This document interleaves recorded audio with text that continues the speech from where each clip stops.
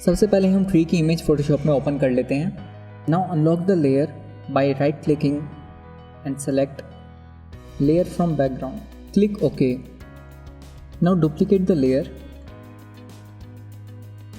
and press Ctrl U for hue saturation options and make the saturation -100। Black और white colour को highlight करने के लिए हम एक डुप्लीकेट कॉपी लेते हैं इस लेयर की। Now change the mode to colour burn. एक और कॉपी क्रिएट करते हैं इसी लेयर की। तो अब ये इमेज काफ़ी सही है।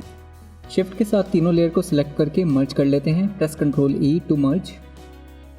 अब इस वाइट पोर्शन को हाईलाइट करने के लिए हम डॉट्स टूल यूज़ करेंगे। रेंज हाईलाइट रखें और एक्सपोजर 100। अब सारे वाइट एरिया को हाईलाइट करें।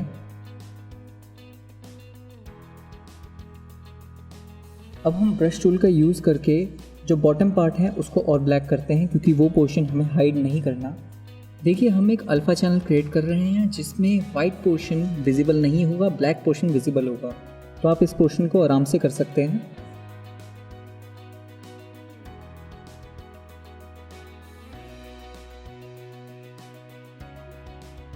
अब हमें एक सिलेक्शन क्रिएट करना है सिर्फ वाइट का। तो सेलेक्ट पे जाके कलर रेंज पे क्लिक करें, click on white, fuzziness level अपने अकॉर्डिंग सेट करें।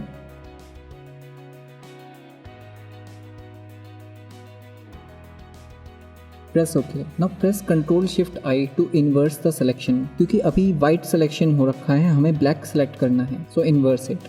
अल्फा लेयर को आप हाइड करें और मेन लेयर सेलेक्ट करके ऐड लेयर मास्क, और हमारी इमेज कटआउट हो गई और मेरे अकॉर्डिंग 2 मिनट भी नहीं लगे एग्जैक्ट। अब आप इस इमेज के पीछे कोई भी कलर सेलेक्ट कर सकते हैं और कोई भी इमेज प्लेस कर सकते हैं।